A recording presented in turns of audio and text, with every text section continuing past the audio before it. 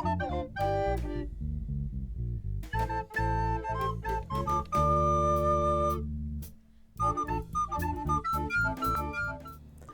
I'm Gail Street, and welcome to Paths to the Present. On today's show, we will celebrate a milestone with St. Mary's Catholic Church in Rockville. Founded in 1813, St. Mary's is marking their bicentennial. Today, the parish features two architecturally significant churches, supports an award-winning Catholic school, and provides a spiritual home to more than 2,700 families. It's come a long way in 200 years, something that a recently released book reveals. To Robin. Parishioner, historian, and author Roger Langley spent 3 years researching and writing the book History of St. Mary's Parish, 1813 to 2013. From the outset, he had a particular goal in mind. I want to write the good and the bad, and I want to go beyond just simply St. Mary's, but St. Mary's role in Rockville, in Montgomery County, and in the nation. In 1813, Father James Redmond, a Jesuit from Ireland, was assigned the task of establishing a Catholic parish in Rockville. Back then, the population of this town was only about 200 people. There really wasn't much in Montgomery County. Very few amenities. There was no electricity. There were only dirt roads. The transportation was mule and horses. And the priests had to go around to the different homes and to say Mass each week. And it was scattered all over Montgomery County. And when the first pastor kept a log for one month, and it was several thousand miles that he traveled just going around from one place to another. So it was a lot different than what we're used to now. The first church was completed in 1817. Lovingly cared for and maintained, it is still used daily for Mass. But this church's history is so much more than a building.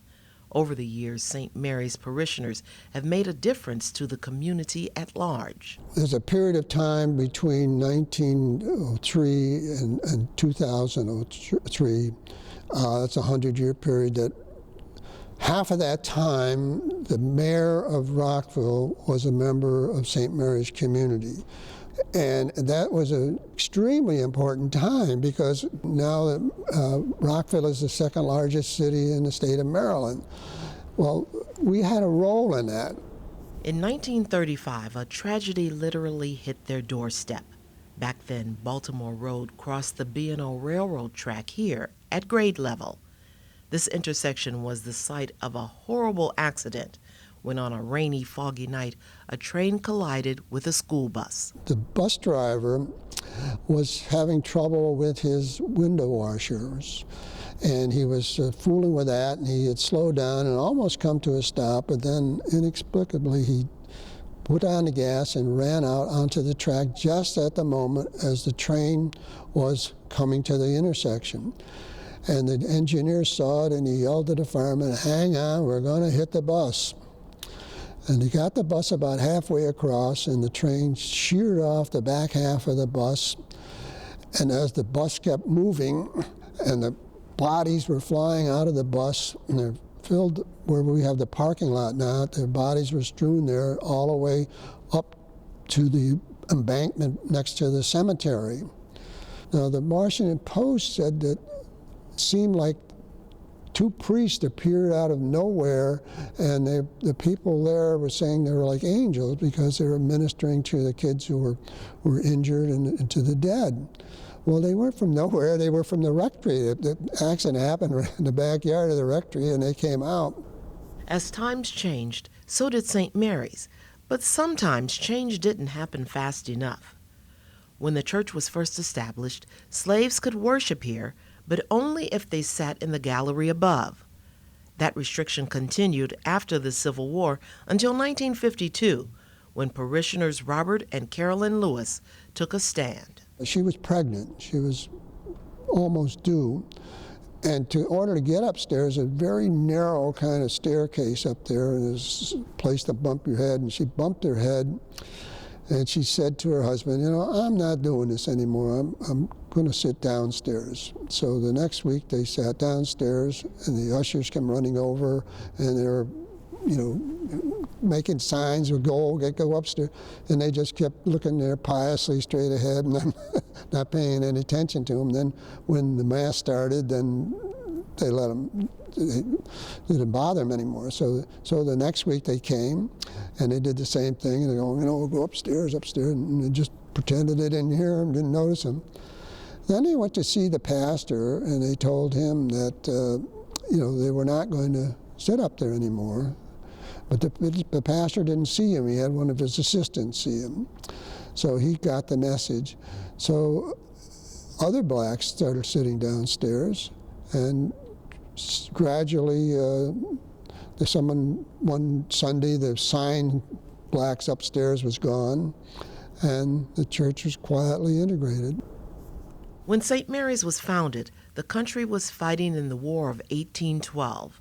That war, like all the others that followed, touched the people who worshiped here. We kind of forget this, but Washington was burned during the War of 1812. You could see the flames from here, from Rockville, of Washington burning. And so the people didn't know, are they coming here next or not? So we were in that. Of course, the Civil War, the troops from both sides kept passing through, having skirmishes here, and no matter which side came, they stole the horses, took the food, burned the fences. And so we were all in that war. We have one man who was killed in the World War I, and we had another one killed. I think we have 2 or 3 killed in the Second World War.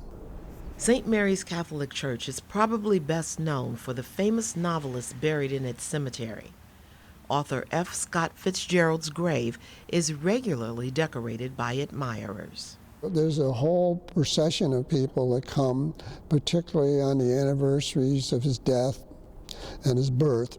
They leave little trinkets. They leave copies of books, mostly The Great Gatsby. They leave coins. They leave writing paper. They leave pencils and pens.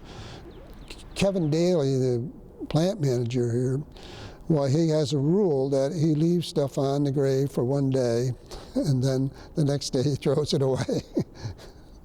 In September 1951, St. Mary's Catholic School opened its doors.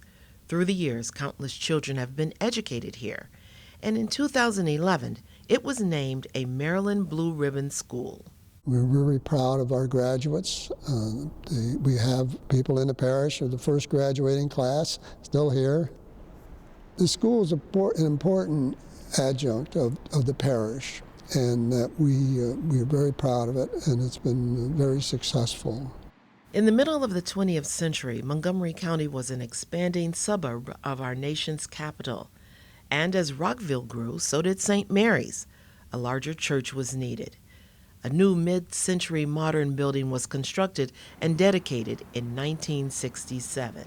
It has the advantage of having some of the traditional elements of Catholic churches and some of the newer things. Now, the newer churches did away with the altar rails, they did away with stained glass windows, they did away with kneelers, and they did away with little decorations, basically, and so a lot of people call them the beige churches. But this one has a mix of both. Outside of the new church is a recently installed memorial honoring specialist T.J. Barbieri, a young man who gave his life helping fellow soldiers take cover when their platoon was ambushed in Iraq in 2006. For Roger Langley, this is a stop everyone should make. When you come to St. Mary's, you're by the front door, take a moment, go to your left. There's a big green bush there, just past that, and on the ground there's a plaque dedicated to TJ with 2 small American flags. Just take a moment, say a prayer, and say thank you, because he deserves it. 200 years of history is more than can be presented in a short video. Read the full story, which is available in local libraries.